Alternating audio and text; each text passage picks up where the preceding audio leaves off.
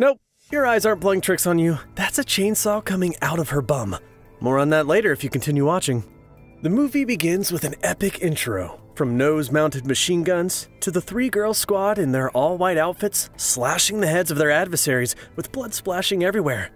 Wow, the Powerpuff Girls are looking quite different here.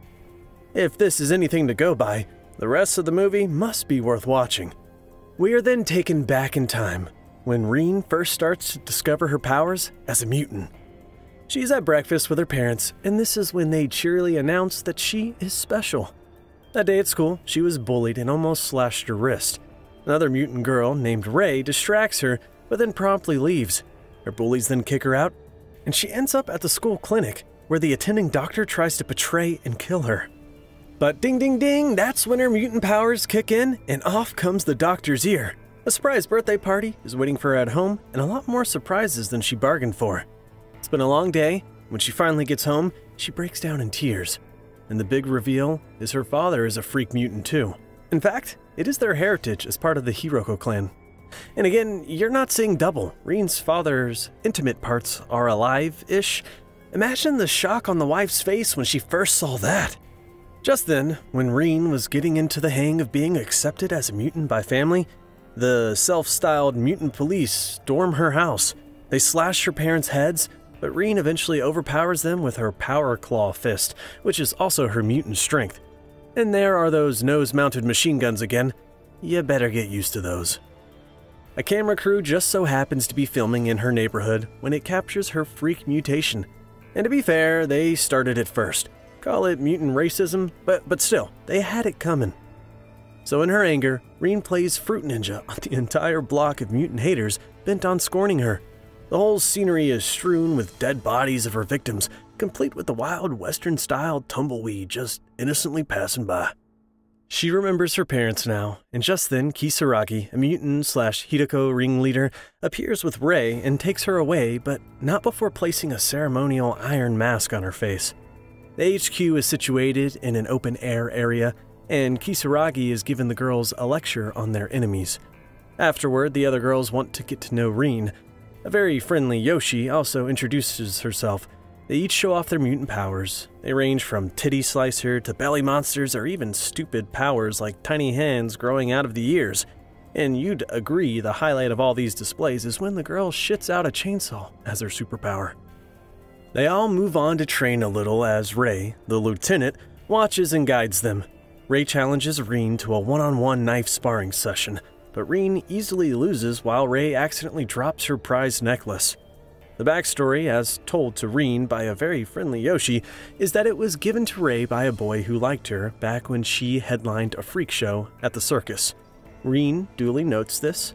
Thanks, Yoshi, for being such a busybody, and a cute and very friendly one at that. Kisaragi is then seen making a bloody, slashing sacrifice to the Hiroko clan gods.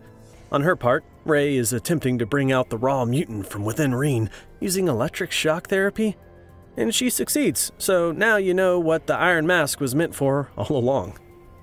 In the next scene, we are at a reception where the defense minister, Koshimusu, is assessing the threat of the mutants with his guest. He is now giving a speech. Meanwhile, Reen and Yoshi have managed to infiltrate the gathering through the back door, so to speak. They reveal themselves as mutants and attack. The security personnel reply in kind with those portable nose machine guns and the katana swords for good measure. Interesting fact, Yoshi's power is being able to reshape her skin organically. The two mutants proceed to kill everyone in their path. They are after the defense minister and will stop at nothing. Soon, they catch up with him and deliver him to Kisaragi, their master. In a bid to tie up loose ends, Kisaragi orders Reen, being the newest recruit, to snuff a surviving girl and her mother. Suddenly, she drops a conscience. Aww. But then Ray steps in and does the deed. Whatever you do, never mess with Ray though, that's for sure. That night, Reen dreams about her parents, but then Kisaragi rudely interrupts. She wakes up to the sound of a morning siren. The other girls fall in line, leaving Reen with Yoshi. They get into an argument that quickly escalates into a catfight, but then they get to the point when they can laugh out their differences. So they team up as they run into the future in slow-mo while some inspiring music plays. Am I being too sarcastic? Anyway, the other girls have plans too. In a series of coordinated suicide bomb attacks, or simply attacks on all the haters of mutants, the girls are either killing or being killed, or both. Finally, it must be said that Yoshi and Rin get to where they are after all that running. However, only Rei is left in addition to the butt chainsaw girl and the boob sword girl. This is surely working up to be a lip-licking final showdown. They then engage karate style, complete with your typical and sounds. So far, the plan to exact revenge on all mutant girl haters has worked.